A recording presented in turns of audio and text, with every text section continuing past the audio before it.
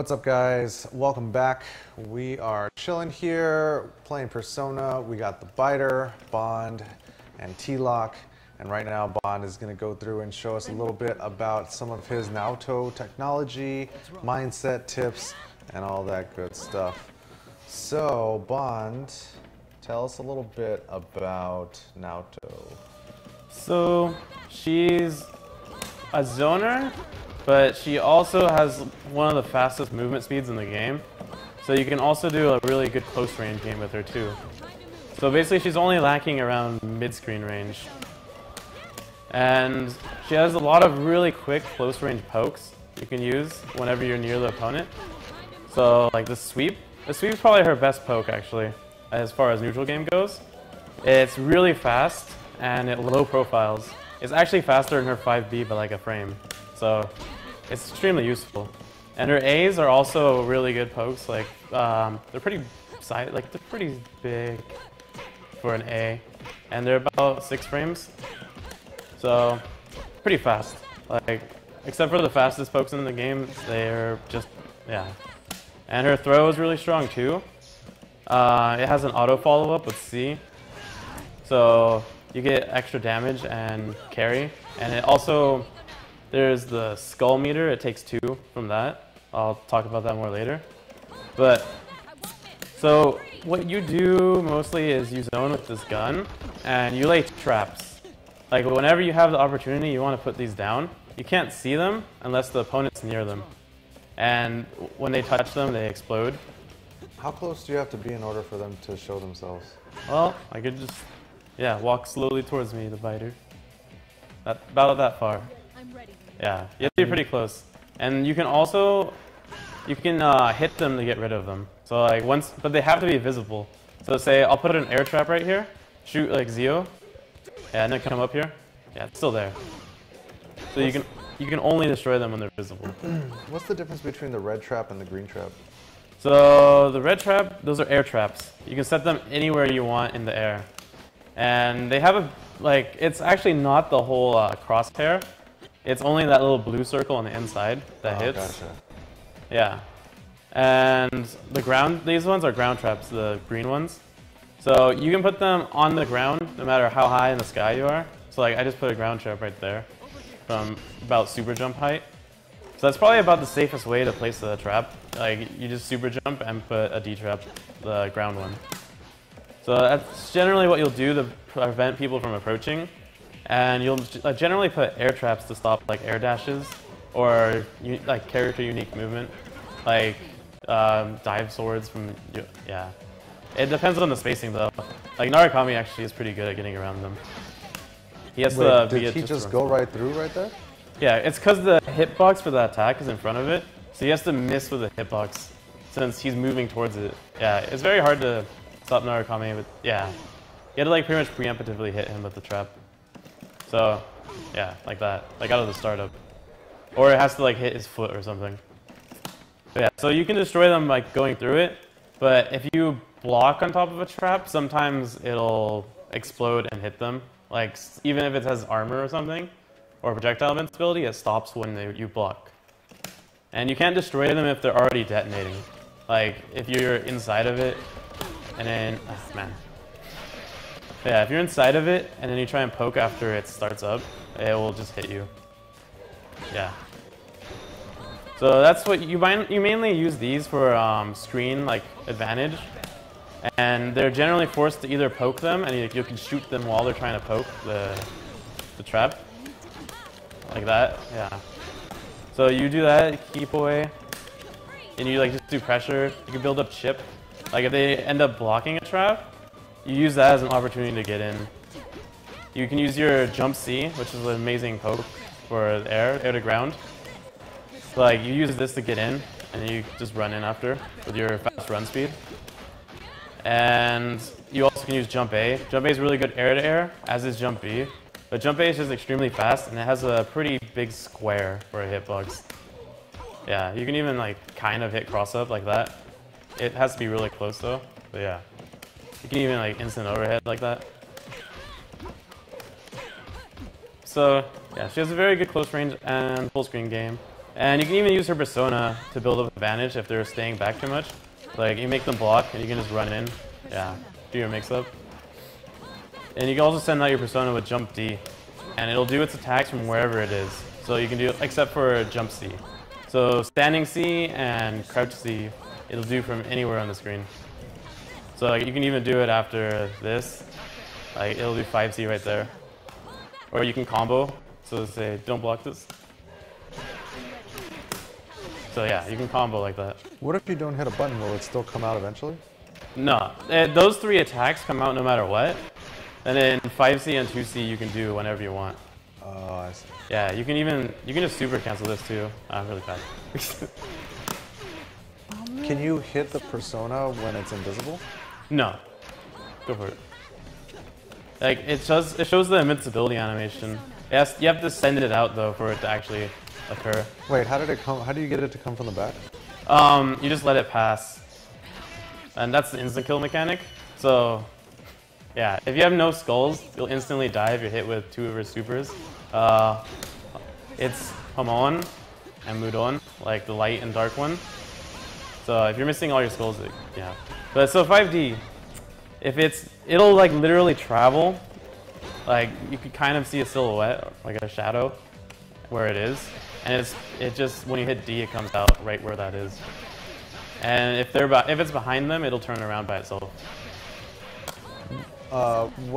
Will it just keep going off the screen and then disappear? Or it'll It'll always eventually come back? disappear. Like, you can see, it goes a certain distance and then stops, like that. Oh, I see. Yeah. So you have to use it before then or else it'll just come back to you. Also, while it's out, you can't use any of your persona moves. So like, I'm trying to do standing C and 2C, but I can't do them until it's back. So I have to make it attack first before I can do them. Okay, so let's talk a little bit about the skulls then. Yeah, so like I was saying, if you run out of all of those, you can be instantly killed by a super. You can pretty much combo into those 2 supers off anything, except for, say, air-to-air confirms. So like, you have certain special moves will take down the skull gauge. So shots, the last shot takes off 1. You can even just like hit with only the last shot, and it'll just take off 1. 2C, that takes off 2.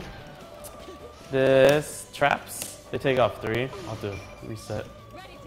So yeah, each trap you get hit by takes off 3 gauge. So even if she's not comboing off of her traps, you still lose a lot of skulls. So it's still generally bad to get hit by them. And then when you're out, you can even like combo from throw into Mudon, and they're just dead. Wow. Yeah. Normally, that super just kind of holds them in place, right? Yeah, what this super normally does is it wall sticks, and it lets you follow up with a full combo. Yeah. So that's what you normally, you can actually, that super also normally reverse prorates. So it increases the damage of every move after. So it's really useful for combos. Like, you can do what's called SMP loop, where if you do enough hits, let's see, I'll show you. So you do enough hits, like unique hits, it stops calculating what's called same move proration. And so it lets you repeat the same move without it like becoming really terrible damage. What? Yeah. So basically you do 10 moves, right? 10 unique moves. And then you start doing this move, forward circle forward B, the double things. And you can loop that, and it's her strongest, like, it's the strongest damage you can get for like the least amount of damage reduction and hit stun reduction. As far as like, as long as it's not taking same move pro rate, as it's called. Like that's where certain moves, if you repeat them in a combo, it does drastically less damage each time. So you see how little damage that started doing, right? Yeah, like it went down to 72 from like 1400, is that? Or 1100? Yeah. So the damage just scales horribly unless you've done those 10 moves first. And then the game like runs out of room basically to calculate it. Yeah, basically. It's basically a program. Well, a programming oversight. Yeah. So that's how you get incredible damage with her. You can only do it when you're kind of close to the corner.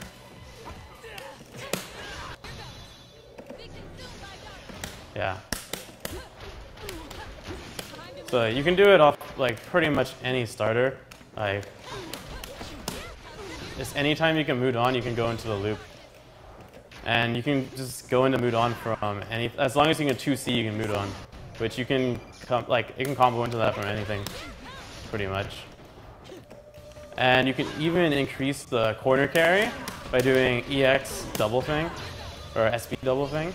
It'll carry, and it doesn't count as this move, chorus will go forward B double thing. You don't want to use the B version before you ever go into the loop, or else the loop won't work. Like, it'll remember that you used this move. But if you use the SB version, it counts as something else. So that's why that works. Yeah, and she also has pretty good mix-up if you get a knockdown. So what you basically would do, most often mid-screen, is this basic bread and butter. You like combo into sweep, and then you do A double fang. And so after that, you can do a trap. You dash up trap, and you can like roll. Whoa. Yeah. And then you get a full combo. So yeah, you get about 3.7k there, just for trap hit. You can even do something like, say, I have a trap here. Yeah. You can do mix-up based on traps you already have set out. It's pretty good. And you can even use them to increase your combo damage.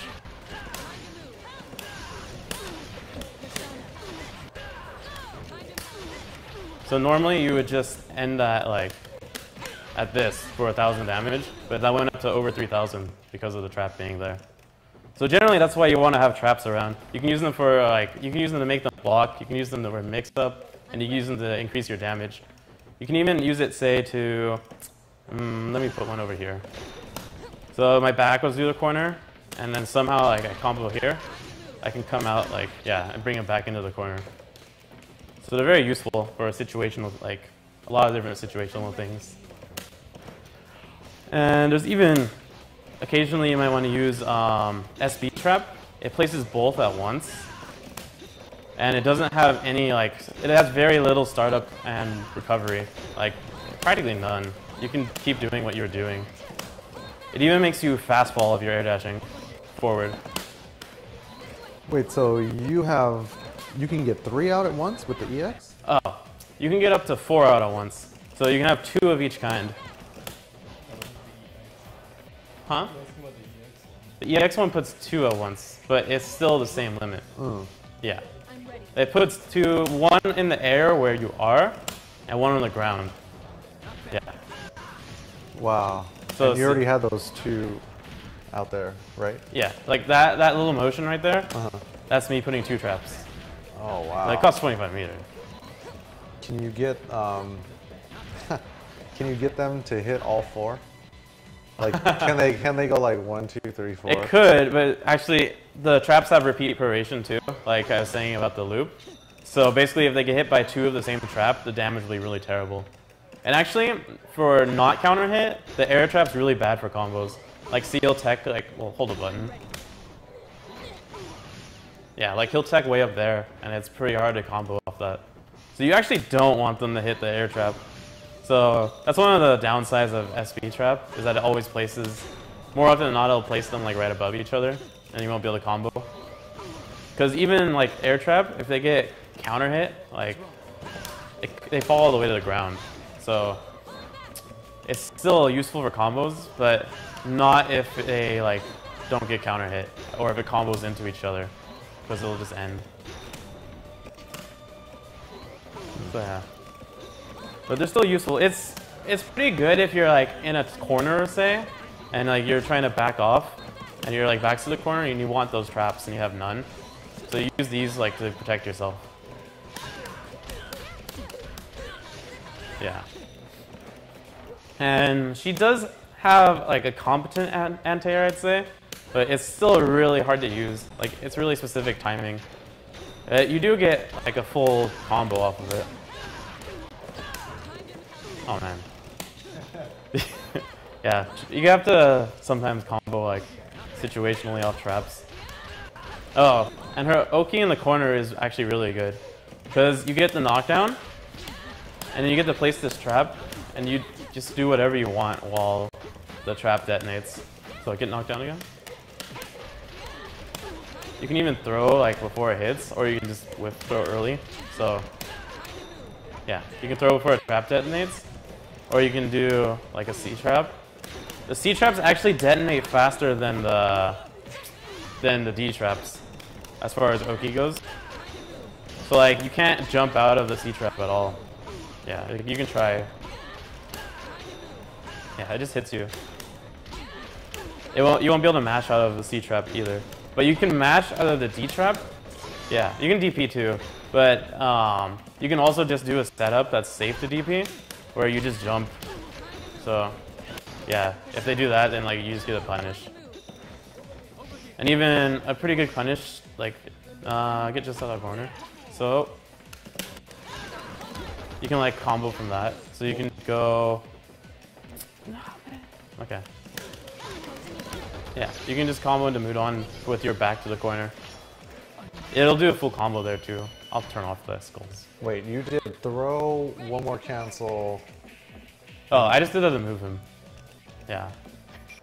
You can one more cancel her throw and like combo into this super. Yeah. That's if you want to like instant kill them without them being able to burst. Because you can't burst throws. And you can't burst supers.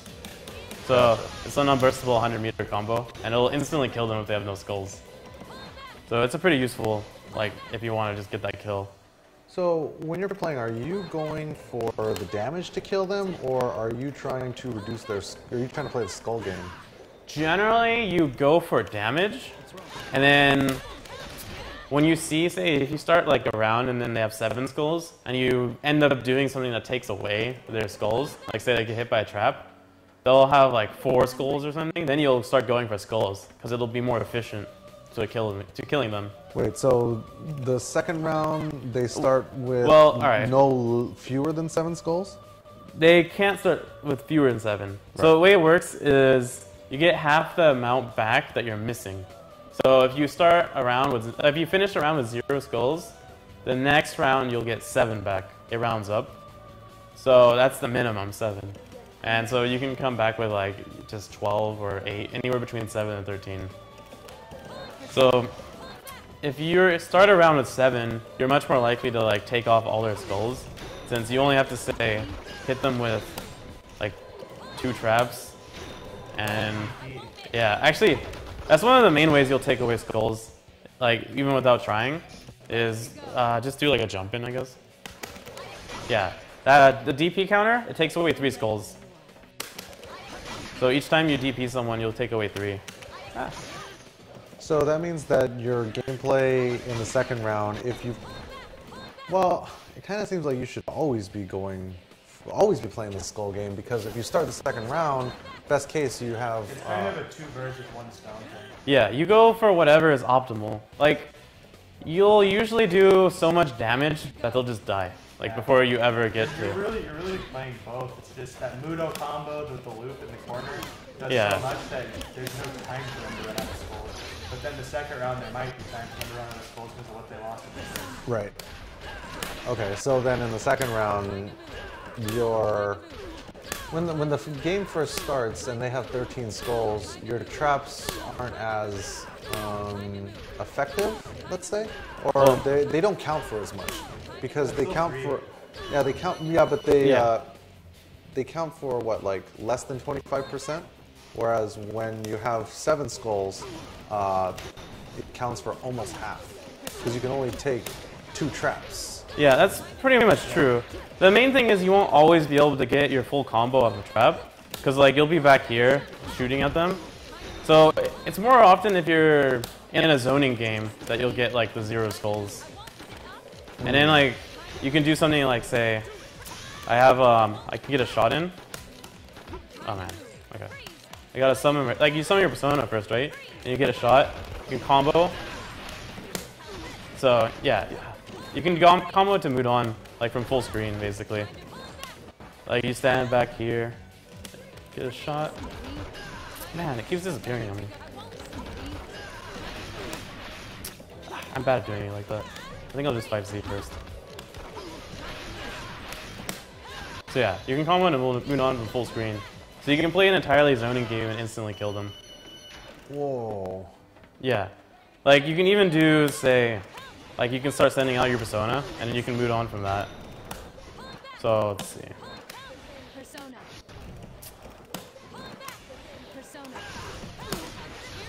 So yeah, you can instantly kill them like that too. Huh.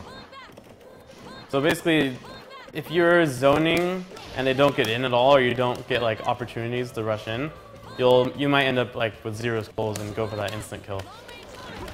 Nice. Oh, and additionally, for counter, if you do the forward shot in the corner, it can wall bounce. So jump in on me again. So you can do a full combo here.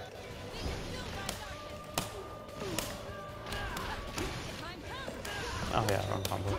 Yeah, you can combo an SP loop and it like SMP loop, and it'll do like 7,000. So you can get pretty good damage off her counter actually, just doing like the wall bounce. And what else? Also, one of her supers, actually 2 of her supers, take off skulls. The way it normally works is the first hit that takes off skulls in the combo. That's the only one that works. Like you see the bullets there, they didn't take off one. Yeah, I guess. So basically, this will take off 3, or wait. So this 3, and then that should take 1, but it doesn't take any because they already got hit by a trap. Mm-hmm. But you can do something like say, alright, this move takes off 2, and this takes off 6. So it still works because it's a super. So you can use supers to still take off skulls, like despite already doing it before. Wait, so that super takes off 6 skulls. Does that mean if they have, let's say, 3 skulls, it would kill them? No, that doesn't. Yeah, you can keep taking skulls away, technically, I guess, but it doesn't do anything unless you instantly kill them. Like you have to use the specific supers.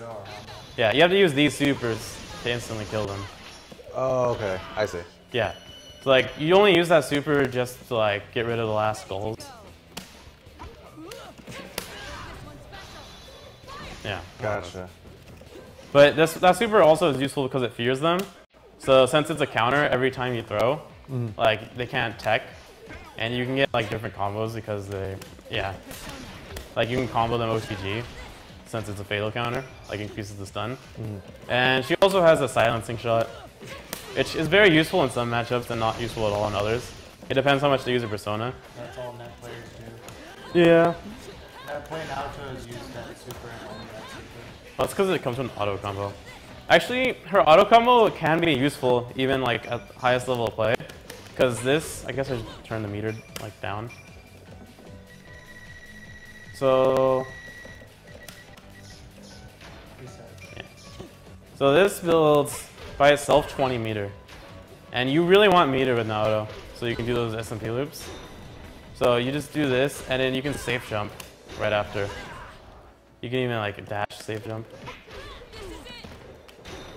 Yeah, see? So you still get Oki, and you get your 20 meter. And it builds some burst gauge back too. So that's pretty useful as well. What a deal. Yep.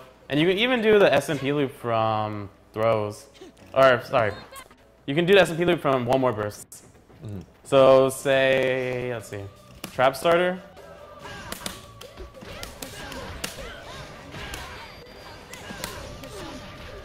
Actually, I did one too few. But yeah, you can do the SMP loop from that too. I guess so. Meh. Yeah, you still got 3rd in SEO. Worst character. Zero Yukiko. Top 8, worst character. So yeah, you can do that for no meter. Like you just have to have a burst. All right, let's see, guys. We're gonna have to wrap it up pretty soon. Does anybody have any questions for Bond about Naoto? I should probably mention EX aim. It's a really good reversal, but it's not invincible in the first couple frames. So I guess do your sweep into 5D. That's the best way to show it. Sweep 5D. Yeah, so that counter hit me out of EX aim. Like, the first few frames aren't invincible, but after that it is. Yeah, that's meaty too, it's fine. But say, like, try and sweep me and then throw me on wake up or something. Yeah. So it's invincible after a few frames. And you can combo and, like, mood on from it. So it's pretty useful. Blink Templar wants to know, any tips on timing the double fang and the SMP loop? I guess the best tip is you just hold D, and you do, of course, look forward B just as she's, like, pulling her hands back. So, like that time, I guess. Yeah. Yeah, you just never let go of D the whole loop. Like, you just hold it. Yeah, as long as you're holding D, it'll cancel by itself. Even if you're doing, like, a gun equip.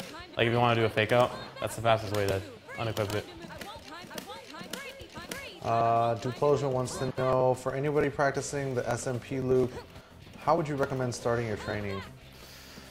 You can do it off anything. I guess throw would be a good starter. That's something you get often, actually. Like, it's pretty easy to go into throw from Naoto's pressure. So it'll be a common starter. It is something really easy to hit confirm into from a match. And you can actually, you can combo and you can mood on wall stick from really far. Like, if you just delay it slightly. It's hard to do, but if you delay it just slightly, they'll fly over the moon on and fall back into it, like that. And so it wall sticks really far. So it's probably really easy to get throw into mood on and, like, hit confirm. So I'd practice it from that, I'd say. All right. Oh, and also, if you're in Awakening, this is probably one of the fastest and strongest reversals in the game. It does 3,600 raw, and yeah, fatal counter. And then you can, oh man, I'm not far enough in the corner. But basically you can do SMP loop off of it and they die. Like, let's see.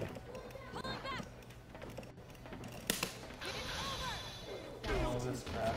For those of you trying to clear Oh, man. Oh yeah, that's true. Well,